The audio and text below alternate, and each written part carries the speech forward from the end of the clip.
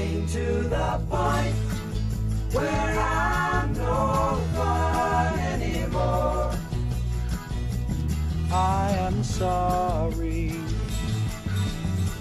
Sometimes it hurts so badly I must cry out loud. I am lonely. I am yours.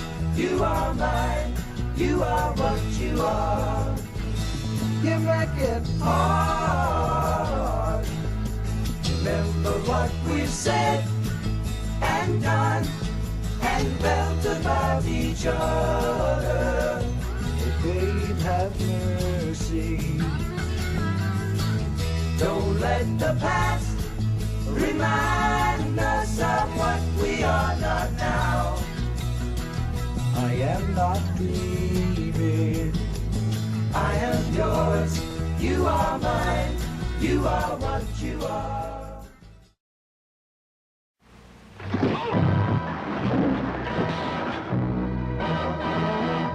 My name's Bond. James Bond. James Bond is back. In the biggest 007 adventure of them all. On Her Majesty's Secret Service, James Bond has a woman in his life, and her name is Tracy. Of course, James Bond has enemies. But if they think Bond is just going to hang around and let them take over, they're wrong. They're dead wrong.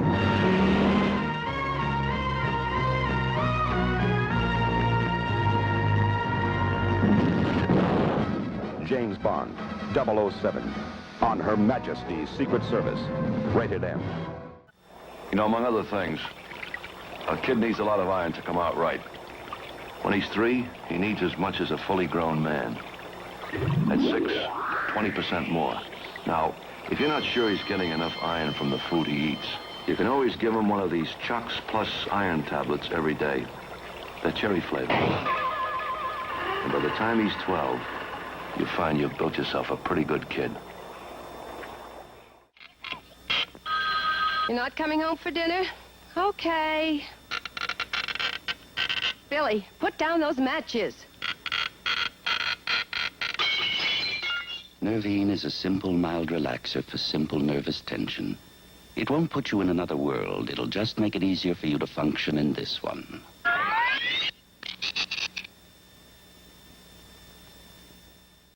The Draft Lottery, a live report on tonight's picking of the birth dates for the draft. Here at Selective Service Headquarters in Washington is CBS News correspondent Roger Mudd. Good evening. It was 29 years ago that the first and most famous lottery number, 158, was drawn as the United States entered World War II. Tonight, for the first time in 27 years, the United States has again started a draft lottery. And the famous first pick tonight is September 14th, the first birthday that now is designated 001, which means for 19-year-olds born on September 14th, that beginning in January, local draft boards will induct those men born on September 14th, barring deferments. The next birthday in order, April 24th, and so on down the line this evening. ABC's Don Baker was able to get inside both Song Mi and My Lai and files this report. I first visited Son Mi Hamlet nearly 2 weeks ago. Since then, there have been a few changes. For one, the South Vietnamese version of winter has set in. And for another, the story of what happened at My Lai has become a little bit more difficult to get. The man who first told me about the incident at My Lai isn't here today. For some reason, he was called back to province headquarters. No one knows why. But Ha Thi Quy was also at My Lai that day nearly 2 years ago. Ha Thi Quy is 44. She looks 64. Ha Thi Que's 24-year-old daughter died there. Her son had part of his hand shot away. Ha Thi Quy was shot in the hip. She says it was American soldiers who shot them. All of the people of My Lai tell the same story. Their hamlet was destroyed deliberately by Americans. This, they say, is one of the graves of one of the victims of the alleged My Lai incident. There are 5 graves here, scattered all around. There are many more. But it's been 2 long years, and nature has reclaimed, as you can see. 2 years is a long time in South Vietnam. This is Don Baker, ABC News, in what used to be My Lai number 4. We'll have more news in a moment.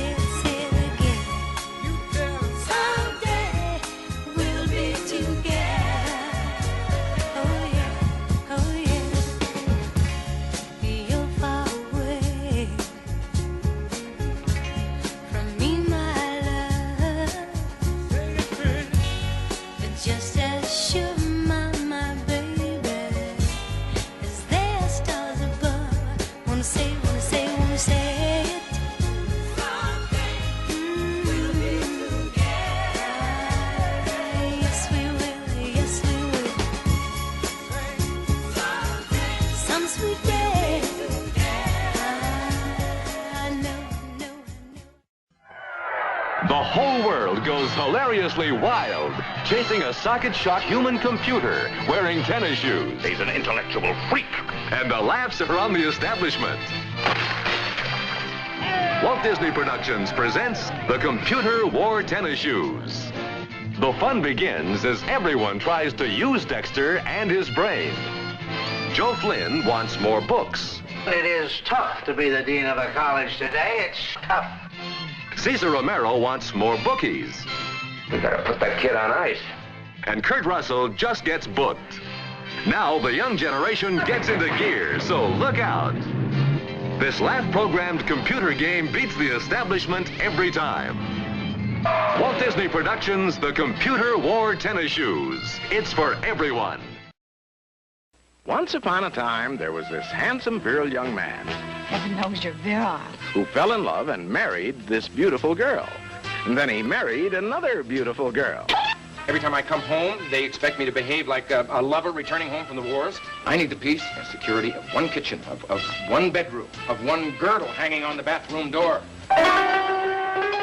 It's the simple, romantic story of a man and a woman. And a woman. Of course, you know what happens. Your wedding ring. Fantastic. I've got one just like it. My husband's a pilot. So's mine. You're too much. Jim, you're too much. This you gotta see, right? Larry Hagman, E.J. Peeker, Jessica Walter, Three's a Crowd on the Movie of the Week.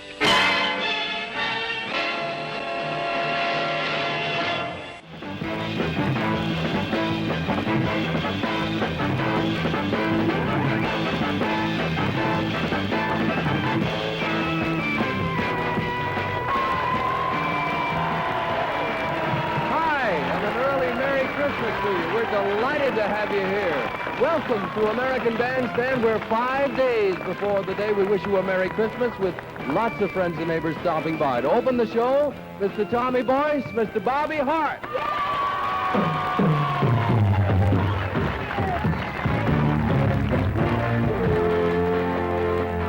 Wherever you are tonight, a feeling tells me that you look out of sight. So I'm gonna blow you a kiss in the wind. This girl has been in 20 motion pictures. She's been in a very, very successful television series for 4 years and has completed her college education to boot. A very fascinating young lady. Would you greet her, please? Miss Kathy Garber.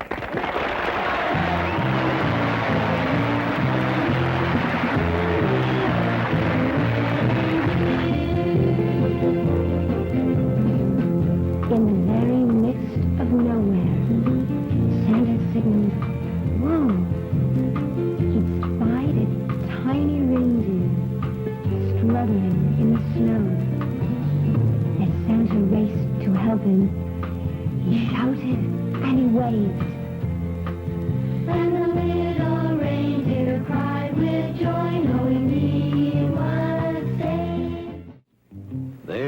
Kathy. Know what people say about her? She has the freshest mouth in town.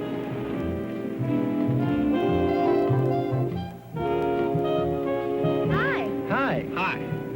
Freshest mouth in town. And they're right. Kathy does have the freshest mouth in town because she chews Dentyne. Dentyne chewing gum. Okay, Dentyne. Do your stuff. Taste that tingle? That Dentyne tingle. The tingle tells you your mouth is fresh. Your breath is fresh. Really fresh when you chew Dentyne. See what I mean? Chew clean-tasting Dentyne, and you too can have the freshest mouth in town. Dentyne. That's all it takes.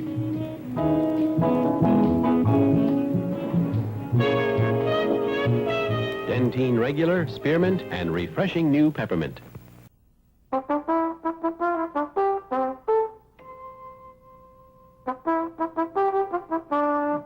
You can take Salem out of the country, but you can't take the country out of Salem. Country soft. Country fresh. That's the taste you get wherever you light up a Salem. Because Salem gently air softens every puff for the smoothest, most refreshing taste of any filter cigarette. So wherever you are, take a puff. It's fresh.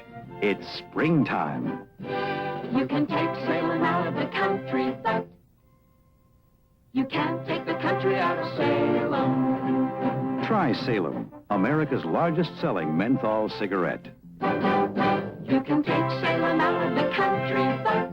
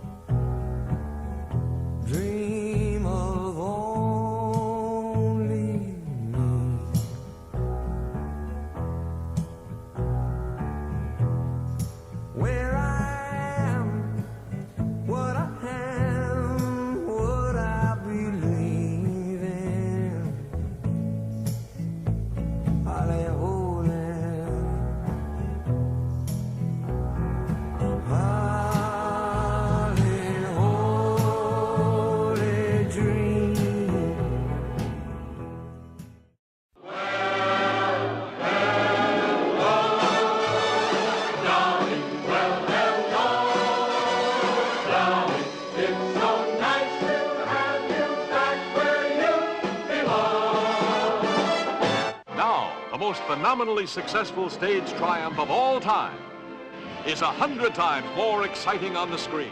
Almost cold winter nights, Horace. You can snuggle up to your cash register. when the whistles blow and the cymbals crash and the sparklers light the sky, I'm gonna raise the roof, I'm gonna carry on. Give me an old trombone, give me an old baton. Well, hello. Look who's here. Dolly, this is Louis. Hello, Louis. Dolly, it's so nice to have you back where you belong. I am so glad to be back. Dolly, you'll never go away. Dolly, you'll never go away. Dolly, you'll never go away again.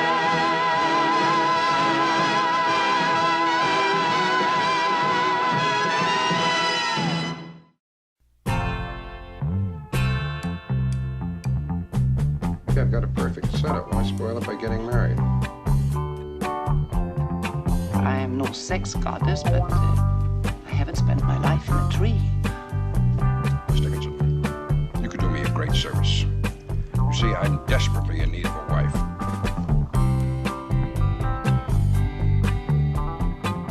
Do you always stand up there like that? Well, nobody around here looks. Most of our customers are classical.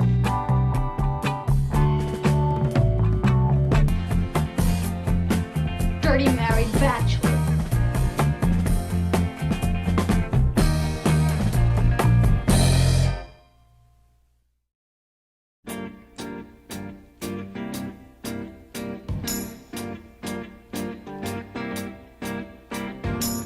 Mary Hill used to hang out in Cherry Hill Park.